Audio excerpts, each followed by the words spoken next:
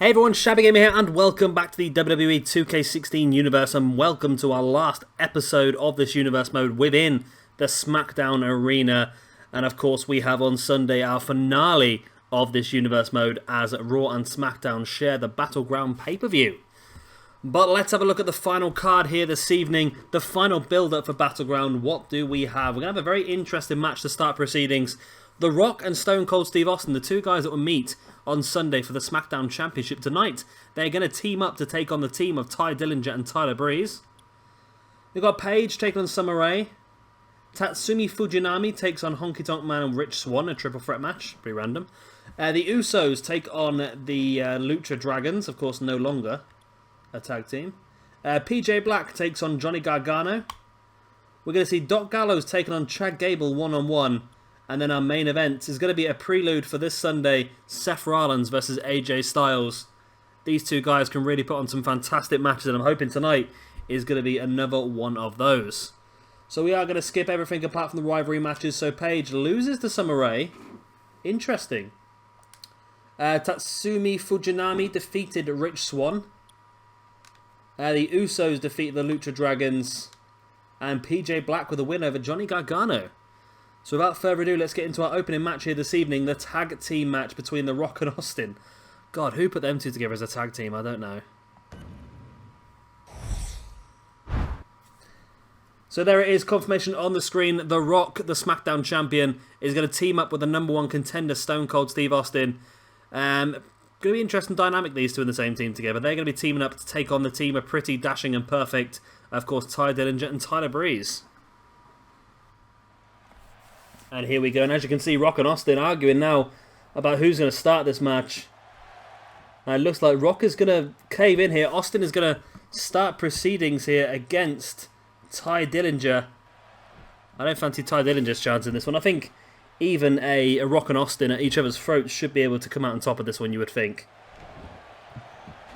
Ty Dillinger now rolling Austin over. A couple of clubbing blows to the back. And a big uppercut to the back of the neck as well. And Austin goes down. Ty Dillinger's looking pretty good here for all of a sudden. And you think to yourself, a win here for Ty Dillinger. Of course, he's going to be part of our new universe mode in the NXT brand, which is going to be pretty damn cool to see. I'm looking forward to that.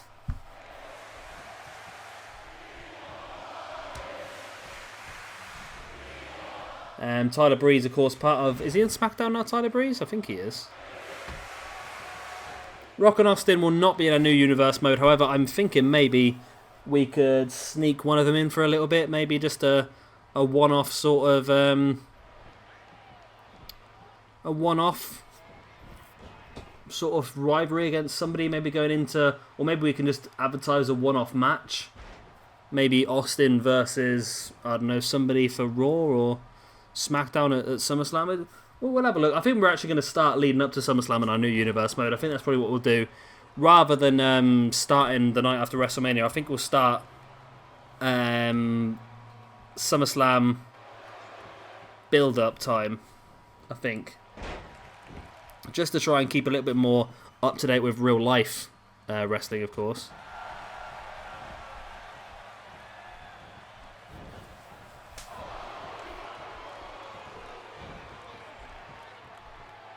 Rock now, reverse atomic drop on Tyler Breeze. And the thing is now with Rock and Austin, it's probably a bad thing for Tyler Breeze and Tyler Dillinger. Both guys here are going to be trying to show off to the other one or make a statement to the other one, really. So Tyler Breeze and Tyler Dillinger could end up in trouble. However, Tyler Breeze doing well there with that German suplex, now bringing Ty Dillinger into the match. Who gets taken out straight away with that big clothesline.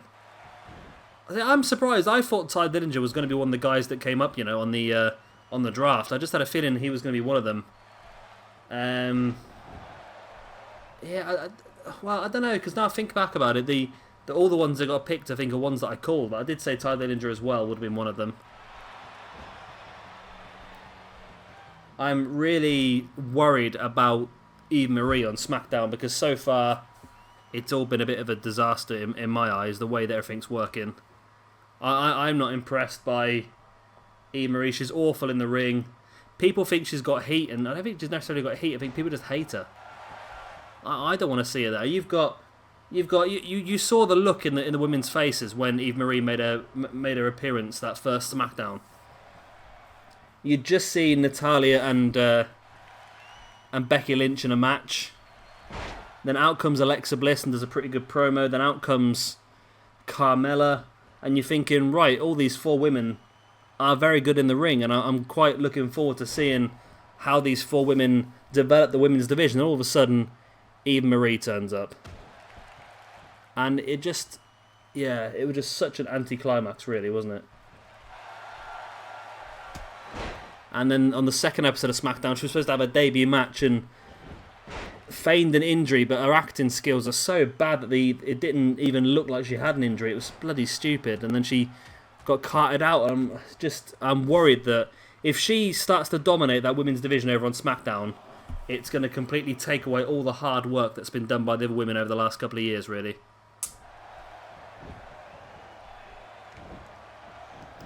So now Austin rolling Ty Dillinger over, clubbing blow to the back. And now Austin looks to be lining Ty Dillinger up. Is he looking potentially for a stunner? He does, and he hits it. Pulling Ty Dillinger away from the ropes, going to drop into the pin. 1, 2, Tyler Breeze comes across and breaks it up just in time. Rock couldn't get to Tyler Breeze, and tell you what, this team of Rock and Austin is working quite well at the moment.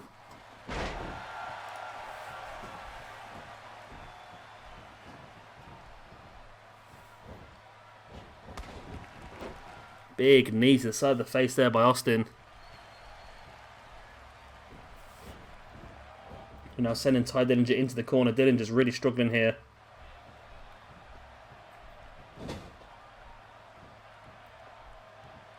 Tyler Breeze needs to get himself back in this match, but then again, does he really want to be back in this match?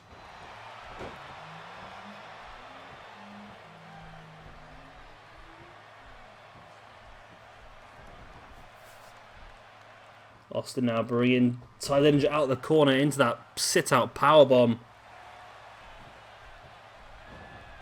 Now Austin makes the tag in to his partner for the evening, but his opponent this Sunday, The Rock. He looks to try and lay the smackdown on Ty Dillinger, but Dillinger fighting back. But The Rock catches him straight away in that jawbreaker. Kick to the back of the leg there by Ty Dillinger. Clever move. Spinning neckbreaker. And now Ty Dillinger does manage to bring Tyler Breeze back into this match. Tyler Breeze catches The Rock with that back elbow. There's a natural selection. Well, that's not really a natural selection. Is it close enough? Only a 2 count.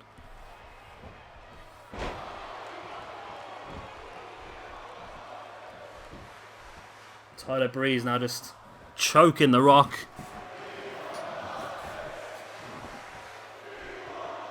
And at the moment, you know, Tyler Breeze isn't looking too bad in this match. He's holding his own against the 2 main eventing stars in the shape of The Rock and Austin. Now Tyler Breeze drop kick to The Rock, dropping him to the outside, and that's a high impact move. The Rock is going to be winded from that one.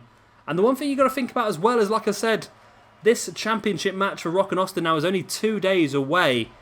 Both these guys are not going to want to take any damage, especially like that. Wrenching the leg there by Tyler Breeze on The Rock, and Austin, although it's his tag team partner for the evening, must be stood on the apron smiling here with the damage that The Rock has taken.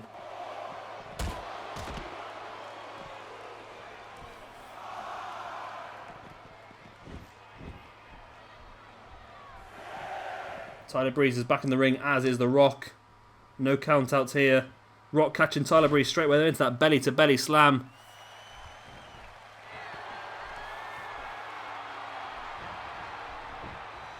And now there he is, locking in this sharpshooter.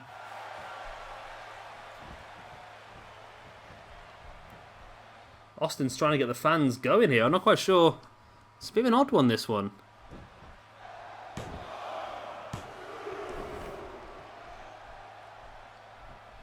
It's not enough to get the free count there for The Rock, who now twisting the head of Tyler Breeze.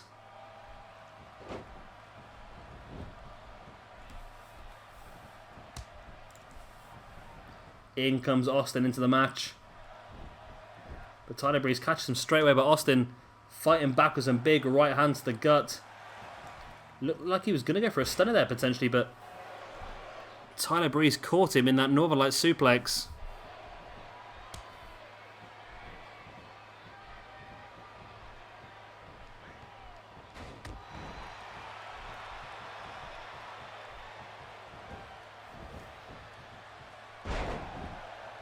There's a sit-out Falcon Arrow there by Tyler Breeze on Stone Cold Steve Austin. So I just got distracted there for a second.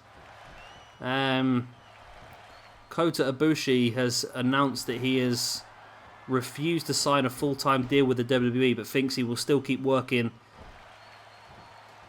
in WWE as an extra in NXT. That's interesting. So he doesn't want to sign a full-time deal as yet. And that's a little bit interesting, because that's what I thought. That's what I read that before, that he left New Japan. He didn't want to sign a full-time contract with New Japan because he didn't want to be locked into a full-time deal, because he didn't think his body could handle it anymore. So he's gone to WWE. He's worked in the Cruiserweight Classic, but again, it looks like he doesn't want to sign a full-time deal. That's interesting, that, because he did work a New Japan event over the weekend, even though he was on the Cruiserweight Classic only a couple of weeks back.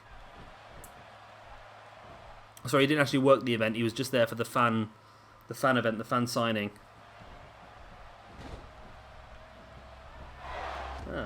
Well, out of nowhere there, beauty shot. Tyler Breeze with a pin. No way. No way. No, it's only a 2 count. I honestly thought that Tyler Breeze and Ty Dillinger were going to beat this team then, who, in fairness, have been working pretty well together.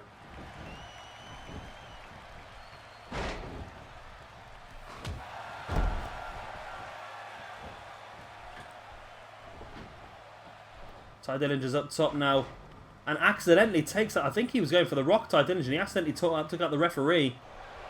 Tyler Breeze now sending Austin into the corner. This match is full of action, this one, isn't it? Surprised it's still going, to tell the truth. A couple of back elbows there by Tyler Breeze, and pretty perfect and dashing have really shown some great ability there. Oh, Tyler Breeze was climbing up to the top rope, and The Rock caught him with that right hand. Referee has lost all control of this match now, as Rock and Austin both just destroying Tyler Breeze on the outside. They know that they need to get him back in the ring. They need to finish him off, because at the moment, the longer this goes, the more embarrassing it becomes for The Rock and Austin.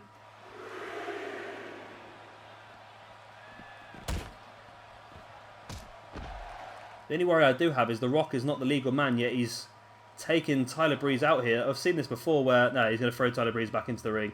As I say, I've seen this before where people get counted out by over-aggressive tag team partners.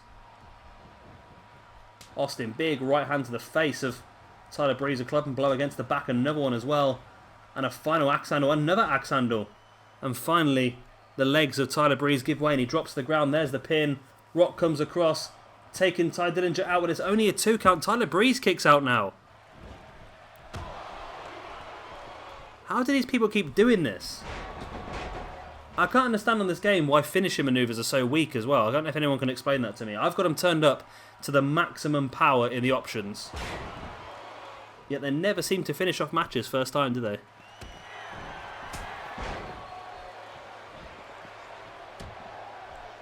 Tyler Breeze now dragging Austin into the middle of the ring. 1, 2. Oh my god, he's done it. Oh my god, he's done it. I cannot believe they've done it. I cannot believe they've done it. And I even just got the slight little thought in my head then about should they be involved in the championship match. But no, they're not. They're not going to be involved in the championship match. We're sticking to Rock versus Austin. There's no way I'm putting Tyler Breeze and Ty Dillinger into the Smackdown championship match. But in all fairness, the team of Austin and The Rock coincided pretty well, apart from that little bit of an argument at the beginning to who was going to start the match. Apart from that, it was they worked together pretty well. However, they just could not take the team of a Pretty Perfect and Dashing down. In fairness, Pretty Perfect and Dashing are an established tag team. They are a team that have worked together quite a few times. So you could expect they've got a little bit more experience in this situation. But still, I'm just stunned that they've managed to pull off this victory. It's a bit of a shocker, isn't it, really? This was a very long match. I'm just waiting for the highlight for the end to come up, because I did actually, as you can probably tell, I did actually miss. Don't tell me that was the end, no. It was a super kick, was it then? Ooh. So maybe Austin was just knocked clear out. I can't believe that. I really can't. You can probably hear my voice. I'm just stunned by what I've just seen. And by the way, in case anyone has missed it, you've probably seen it by now. Shelton Benjamin has announced that he will not be returning to WWE.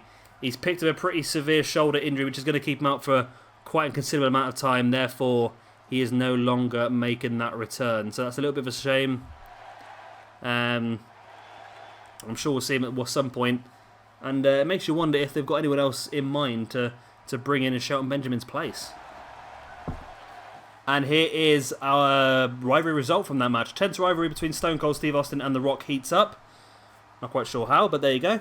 And that is completely wiped all the Stone Cold status effects out that loss.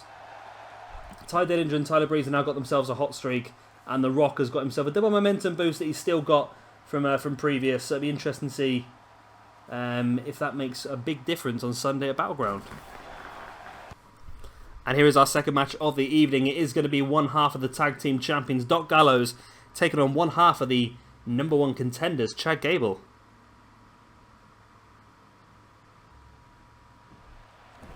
And here we go. A shake of hands there between the two guys. I mean, there's a lot of respect that's been built up over the last few weeks between these two tag teams, but I'm surprised to see the shake of hands before this match begins. And straight away, Doc Gallows just grabbing Chad Gable. The respect didn't seem to last very long though, as Doc Gallows just chokeslams Chad Gable out of his boots into a big splash as well. In for the pin? No way. It's only a 2 count. Wow. Now that could have been even quicker of a loss than I thought earlier.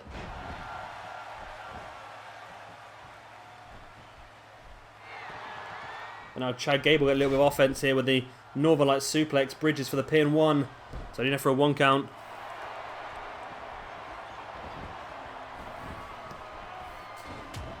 Clubbing blow against the back, and now bringing Doc Gallows back up to his feet. Straight over the top, crash into the mat below.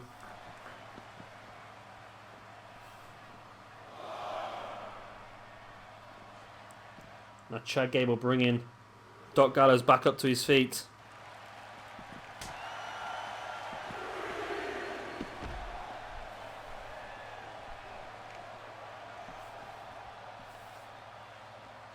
And now Gable rolling Doc Gallows over. Such an inventive version of a surfboard submission. Beautiful move, but Doc Gallows managed to fight free into that pin. That was a really good animation. I've not seen that before. Dropped into the pin. I like that.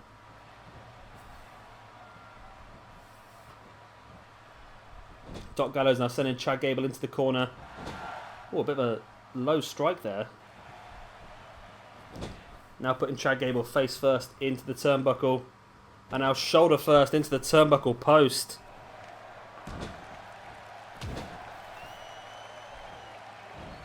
Gallows bringing Gable out and slamming him back into the mat. At the moment, it seems to be the power of Gallows, which is really, I was going to say giving him the advantage in this one, but Chad Gable came back. Well, Chad Gable came back with his technical maneuvers and his speed, but again, just the power of Doc Gallows takes control of the match straight away.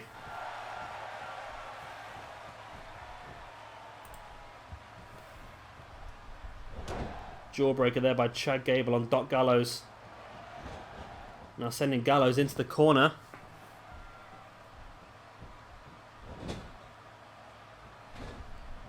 What's Gallows looking for here? Went for a big boot there. I think he sort of missed it. Gable fights free. Spinning Doc Gallows around into a reverse DDT. Now drop it in for the pin. 1, 2. It's only a 2 count. So this is not a match we are going to see in the near future in real life, of course, because American Alpha are over on Smackdown, whereas Gallows and Anderson got drafted over onto Raw. So a little bit of a shame, because we would like to have seen these two teams collide. I don't really know. There's some good teams over on Smackdown, but for me, I think American Alpha have got to be the first tag team champions. It's a shame with Shelton Benjamin not coming back, because I would have thought, as a lot of other people, if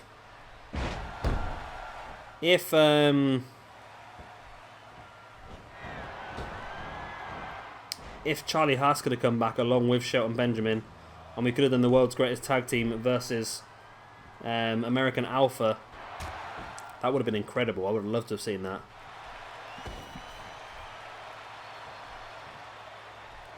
Gallows now bringing Gable back up to his feet, and Gable does fight back. But Gallows using his strength, locking him into that Russian leg sweep. Gallows bringing Gable back up to his feet, spins him round. But Gable fights back with a couple of big elbows to the face of Doc Gallows.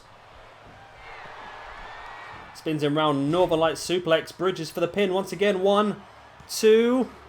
He's done it. Chad Gable out of nowhere steals the win. And Chad Gable defeats one half of the tag team champions, Doc Gallows, only a couple of days before their match at Battleground. You see just how this match started. Gallows is grabbing Gable by the neck and straight into a chokeslam. And then this big splash as well. What a great combination that was. But it was not enough to keep Chad Gable down for the 3 count.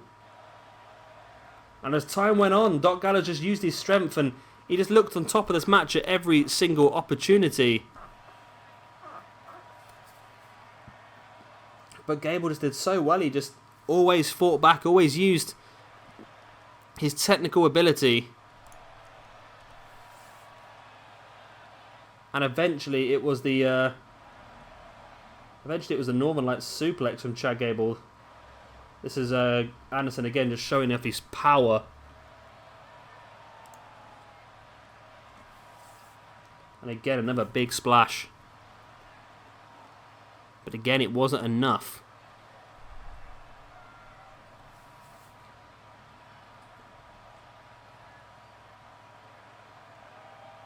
And you see Gable fights free with a couple of elbows there on Gallows, then just spins him around straight into this Northern Light suplex. The second time he tried it in the match, the first time was only a 2 count, but the second time managed to pick him up the victory. And well done to Chad Gable. I bet Jason Jordan's happy with that one as well, because that's really going to give him the momentum they need to go forward into Sunday and potentially finish this universe mode by winning the Smackdown Tag Team Championships.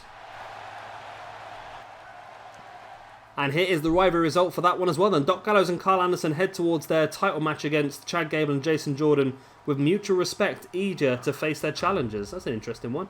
Doc Gallows has now got a cold streak for successive losses, and Chad Gable, look at that double momentum boost, double hot streak. I think American Alpha, for me, that surely they're going to win these championships. Surely they're going to win the championships on Sunday.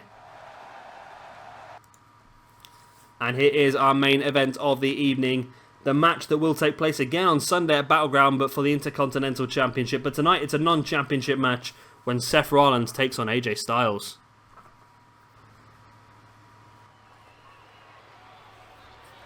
And here we go, Washington DC.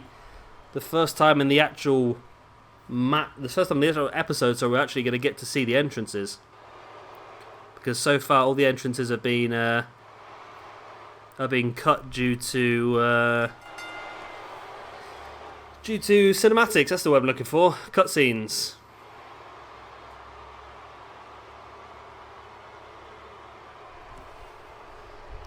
So of course Seth Rollins, the Intercontinental Champion, held that belt now for a good couple of months, and he knows that he can be immortalised as the Intercontinental Champion if he walks out at the end of Battleground with that belt.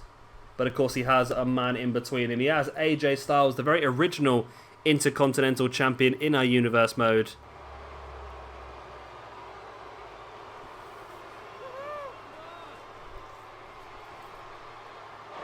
And of course both these guys will be continuing on in our new Universe mode. Of course Seth Rollins being one of the main faces of Raw, whereas AJ Styles being one of the main heels over on Smackdown as well.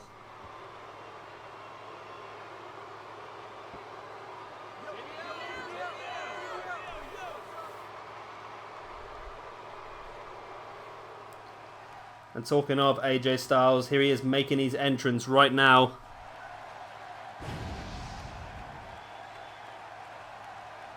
So it's going to be an interesting one when we start our new Universe mode, isn't it? Because there's been a few stables that have been split up.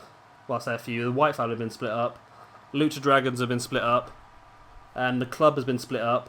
And I don't see Doc Gallows and Carl Anderson joining up with Finn Balor like some people have mentioned. I can't see that happening in my mind. So it'd be interesting to see how it all does pan out in the long term. Of course, they are looking to bring some new people back into SmackDown, and with Shelton Benjamin now injured and not making his return, it's a little bit of an interesting one, because Shelton Benjamin was someone that I saw as going to be like the highlight of all the returns. Whereas now they don't really have a highlight, do they? They've got some decent enough people. They've had Jinder Mahal come back into Raw. They've had Rhino come back to SmackDown. And by all accounts, they've got Kurt Hawkins ready for SmackDown as well. So it's an interesting one to see if they're going to replace Shelton Benjamin with someone. I'm thinking maybe an EC3 or a Drew Galloway would be a massive return. And I think they'll both will return to WWE as soon as their TNA contracts have been completed, because I think WWE is sniffing around them quite a lot. You can tell because of the fact that they're both working over in Evolve now, and of course Evolve have that unwritten sort of deal with the WWE to help them, not to help them sign talent, but to help them look at the talent that WWE want to sign back up. So that's very good to see. It would surprise me if someone like a Damien Sandow or a Cody Rhodes were to make a return at some point. Maybe, I don't know about Sandow. I think Rhodes definitely will. I've just got a feeling that Rhodes wants to get out there into the indie scene. I think he wants to do a lot of things on his bucket list, and I think he'll come back to WWE a much happier man. And the thing is with the indie scene is it does allow people to really evolve and become who they want to be. And it tends to work very, very well for wrestlers that do that. For example, if you look at someone like an EC3, who was nothing down at NXT, was he? He was just little old simple Derek Bateman. But then when he got into TNA and they finally gave him the opportunity to get on the mic and to show what he can do in the ring, this character he's created is incredible. It really is. It's a fantastic character. It really gets over with the fans, either as a face or a heel. So I think WWE would be very, very good to get him back, and I don't know whether they would consider making him into a top main eventer, or whether they'd stick him down in the upper. I think upper mid card would be a great place for him to be. He could be someone that could come in place of Shelton Benjamin. But again, it's all down to contracts for those two. I can't see anybody else from TNA now really being on the radar, unless people like Trevor Lee or Andrew Everett for the new Cruiserweight division down in Raw, or maybe I like DJZ. A lot of people don't like Z-Mariah or DJZ, whatever he's called now, but I've liked him now for quite some time, and I think as a face as well, he really gets over as a fantastic Cruiserweight. And of course, you've still got the American Wolves, but I don't know if they burnt their bridges when they picked TNA over NXT.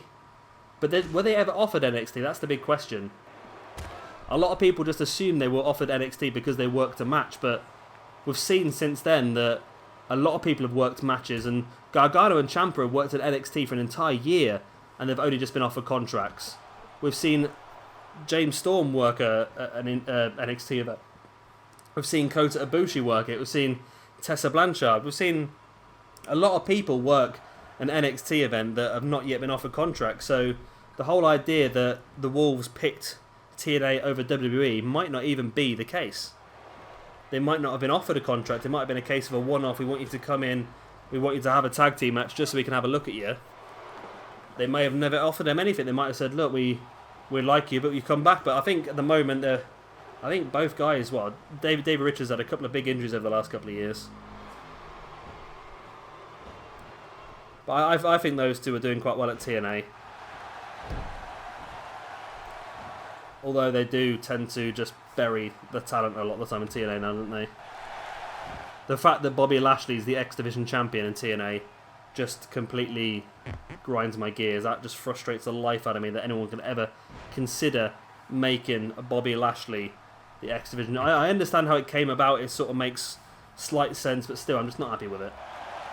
AJ Styles with the pin now over Seth Rollins. Only a 1 count, or 2 count, should I say. Forgot to count there for a second myself.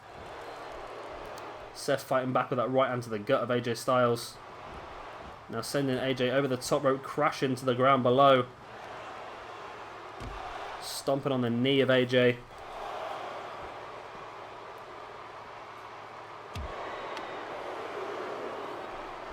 Seth now slamming the face of AJ Styles into the mat. Very aggressive move, but quite clever on the other hand as well. Does what he needs to do, doesn't he? Seth now bringing AJ back up to his feet and straight into the ring steps. And again, just like we mentioned earlier on this evening in the match with The Rock and Austin, these two guys will collide once again on Sunday. So any damage taken here is not going to get a full chance to heal up before then. So these two guys need to realise that they need to keep themselves safe so they can fight on for another day, as well as obviously trying to get the momentum here. Boot to the face there by AJ on Seth. Seth now sending AJ off that far rope. Big drop kick. Seth now bringing AJ back up to his feet. Rolls him through. Super kick to the face. That can knock AJ Styles clean out. There's the pin. 1, 2, and 3. And there we go. Seth Rollins out of nowhere picks up the win with that super kick to the face. And it's going to be Seth Rollins taking that extra momentum forward into Battleground, as Seth was looking to leave the ring there, but here he is, just added insult to injury, just stomping on the grounded AJ Styles now. And Seth Rollins showing his disdain to his opponent for Sunday. And it's going to be very interesting now to see if AJ Styles can get his own back against Seth.